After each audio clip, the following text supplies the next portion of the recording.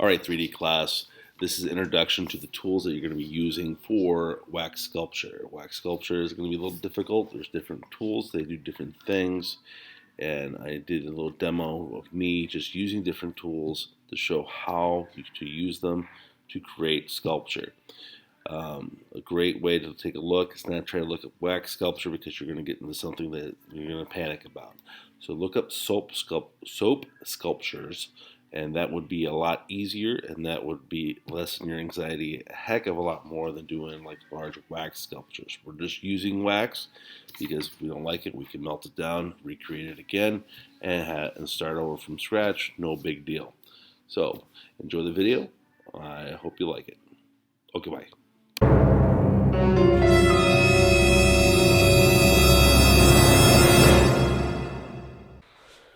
Alright, if you watched the previous video, you got the breakdown of the tools and everything, so I am just going to get started.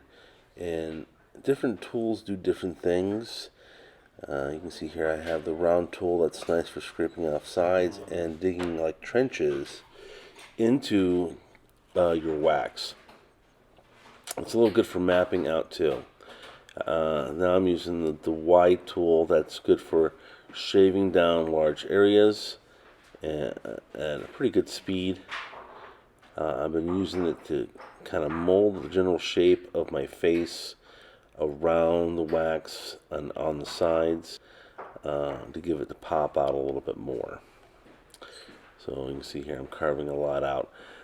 One thing I did learn while doing this is, okay, I'm going smaller. You guys don't need to go as small as I did with the facial features, but having like a paintbrush to, wipe off a lot of the excess clay is a great idea. So make sure that you get a wide paintbrush to just flick off the excess clay as you're working. Now you want to think about your face or what you're doing in the form. So you want to get that three-dimensional form. You can see here I'm not only am I carving out the eyebrow and the eye, but I'm carving away certain clay so I have depth and form of an actual eyebrow. There's a lot of mistakes that I may have made on this, but there's a lot of good things. I want you to keep the good things, recognize the bad things, and avoid the bad things. Because as I get done with this guy has kind of a squished face. So I have the pin tool, and that's good for mapping stuff out. And if you use the side of it, it's good for rounding off edges as well. So I'm getting the bottom of the lip, and I'm trying to get the nose to protrude out by using just the pin tool there. And I can use this whole side of it and move it across to map out my general area. It's not smooth, so you're going to need to come back with another tool, possibly one of the crescent tools or the curved tools, to get more of a smooth texture. But it does help map out stuff quite well. See here I got a brush so I can actually see my eyeball, see where I'm working. I'm not kind of working blindly. Because I was getting frustrated with, I'd carve a little bit and then I couldn't see my eyeball that I had underneath, and I didn't want to ruin my eyeball. So, I have to brush it off and move some of the excess wax off. You have the leaf tool, which is good for smoothing out and rounding off edges a little bit, depending on how you use the side of it.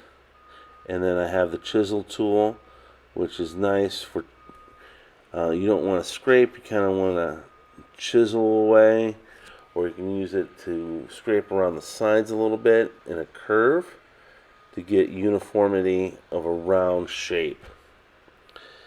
You can see here I'm just chiseling into the side where the mouth is by pressing the chisel into underneath the lip to create that definition of separation of the lips and so forth.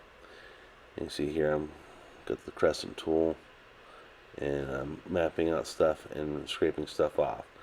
The crescent tool is great for the point of it, for mapping out things. It can be a little hard to control, and it's also great for using the side of it for shaping and scraping off large areas as well. So I'm trying to form the nose. I'm trying to form and get the nose to stick out a little bit more. So I'm using the pin tool to kind of trying to round off by the side of it, the nostril, and try to get the nostril because it's a fine point. My facial features here on this guy are super small, so it was more difficult. I would like you to go with probably a larger size piece of wax if we can, and also don't go such fine detail. Be more like the squirrel from the earlier video. And if you want to go this detailed, it's going to take us a little bit more time, and it's going to take some trial and error, so do not get frustrated with it. And here we are getting towards the end of my sculpture, so you see what half of it looked like non-worked on, and the other half what it looks like worked on. All in all, this is being my third time doing sculpture using wax as a medium, and third time using these tools. I think that I did a pretty good job on molding the face. What I didn't like about it is that the nose and the cheeks are like at the same distance.